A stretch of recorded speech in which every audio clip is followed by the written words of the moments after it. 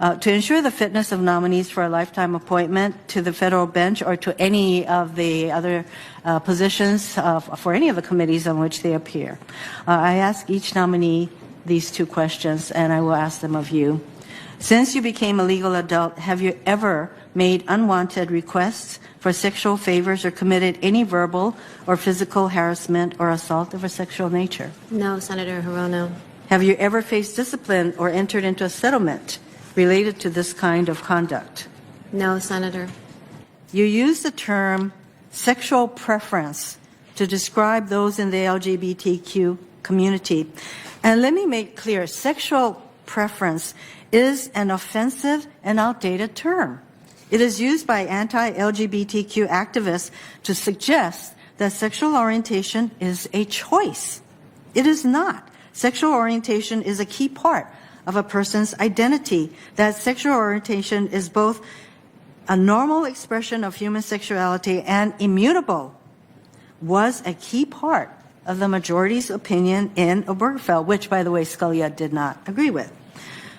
So if it is your view that sexual orientation is merely a preference, as you noted, then the LGBTQ community should be rightly concerned whether you would uphold their constitutional right to marry.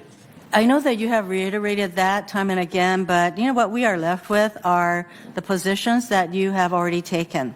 So the 2006 newspaper ad you signed that said you, quote, oppose abortion on demand and defend the right to life from fertilization to natural death.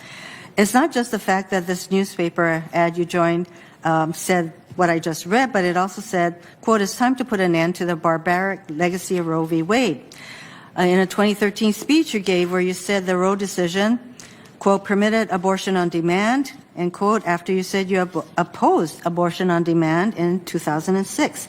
So what underscores my concern about your willingness to overturn Roe v. Wade, which is really the expectation that the president has and which Senator Hawley fully expects you to do because you have met his litmus test, but you noted stare decisis, which is precedent, and you have argued that a justice's duty to follow the Constitution, which you explain means that she should, this is regarding your view on precedent, that she should, quote, enforce her best understanding of the Constitution rather than a precedent she thinks clearly in conflict with it, end quote.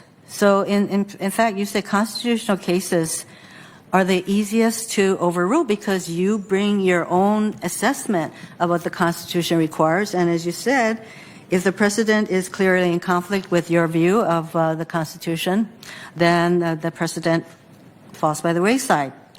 So you did indicate that there are a few cases that are immunized from overturning because they wouldn't be challenged in the first place, i.e. Brown v. Board of Education.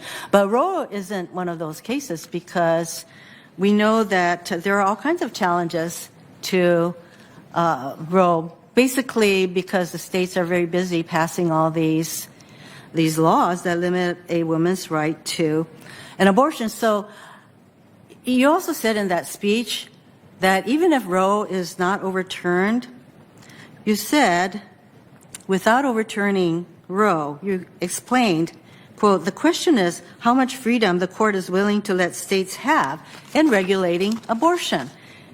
And so there are 14 cases right now relating to state abortion restrictions making its way through the circuit court, and some of these are going to land in the Supreme Court. And these 14 cases include the following restrictions.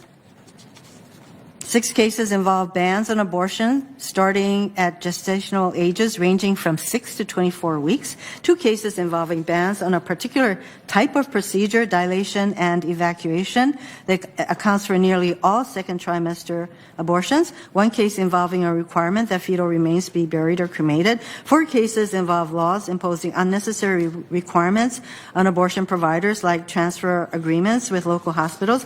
4 cases involve so-called reason bans. 2 cases related to parental notification and consent. There are real reasons why the American public is concerned that you will overturn Roe or basically strip it of all meaning so that it becomes a nullity, because you will have these cases that, as you say, the open question is how far the Supreme Court will go in letting states put limits on abortion.